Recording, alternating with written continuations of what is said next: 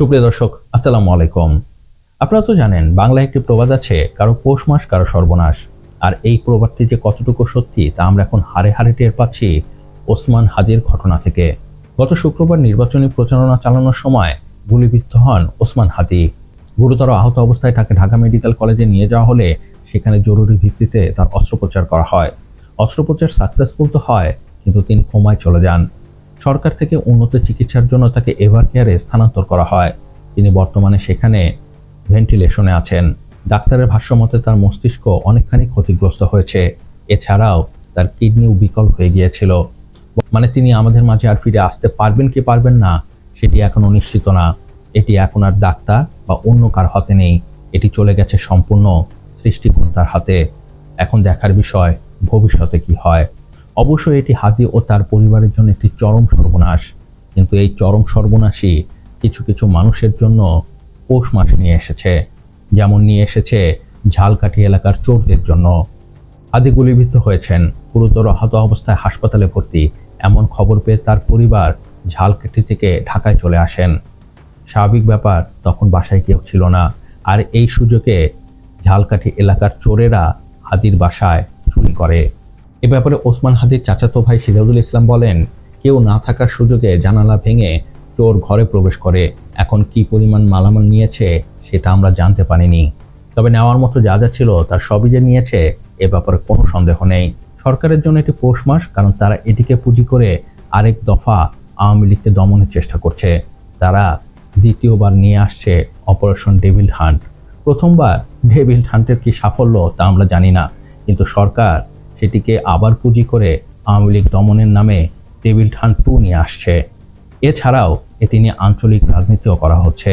যেমন এই ঘটনার জন্য অনেকে সরাসরি ভারতকে দায়ী করছে। সরকারও এখান থেকে পিছপা, সরকারও এই ঘটনার জন্য ভারতকে দায়ী করেছে। সর্বশেষ নিউজ হচ্ছে, ঢাকায় নিযুক্ত ভারতীয় হাইকমিশনার প্রণয় ভার্মাকে তলব করেছে পররাষ্ট্র মন্ত্রণালয়।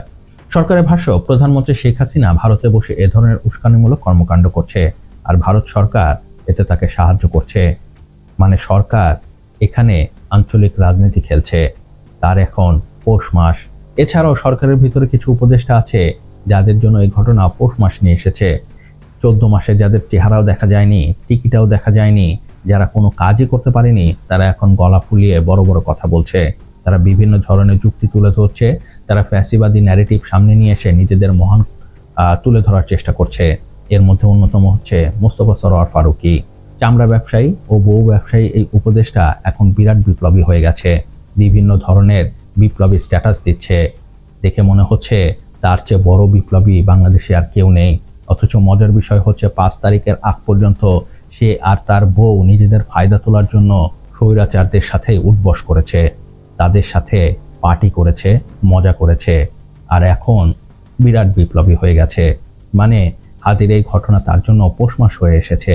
সে দেখাতে যাচ্ছে সে কত বড় বিপ্লবী। সরকারের আরও একজন আছে যিনিও এই ঘটনাকে পুঁজি করে ফায়দা তোলার চেষ্টা করছে। তিনি আর কেউ না, তিনি হচ্ছেন বিডিআর চেয়ারম্যান আশিক চৌধুরী। আশিক চৌধুরী সাধারণ কোনো মানুষ না, তিনি অসাধারণ। তাই সাধারণ কোনো কিছু করলে তিনি আমাদের থেকে আলাদা হবেন কিভাবে? তাই নিজেকে আলাদা প্রমাণ করতে আশিক চৌধুরী নিয়েছেন ব্যতিক্রমী উদ্যোগ। যেমন হাদির ছবি আঁকা হেলমেট পরে বিশ্ব রেকর্ড গড়তে যাচ্ছেন আশিক চৌধুরী। তো কি এই বিশ্ব রেকর্ড? সেটিও অনেক উচ্চ মার্গের বিশ্ব রেকর্ড। আমার আপনার সাধারণ মানুষের পক্ষে বোঝা সম্ভব না। তবে প্রধান উপদেষ্টার প্রেস উইং থেকে এর একটি বিবৃতি দেওয়া হয়েছে। সেখানে বলা হয়, 16 ডিসেম্বর মহান বিজয় দিবসে 54 জন প্যারাট্রুপার বাংলাদেশের পতাকা নিয়ে বিশ্ব রেকর্ড গড়তে যাচ্ছেন। এই 54 জনের একজন আশিক চৌধুরী জাম্প করবেন ওসমান হাদির ছবি আঁকা হেলমেট পরে। বিজয়ের দিনে স্বাধীনতা ও সার্বভৌমত্বের ভ্যানগার্ড ওসমান হাদির দ্রুত আরোগ্য কামনায় সবাইকে দোয়া ও প্রার্থনার আহ্বান জানাই।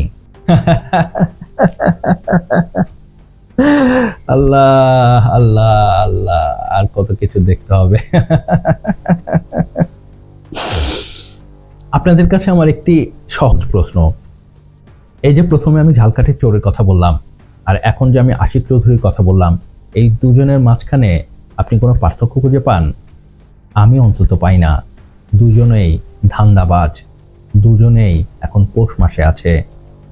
হাদির যেখানে সর্বনাশ, সেখানে সেই ঘটনাকে পুঁজি করে এরা লাভবান হতে চাইছে।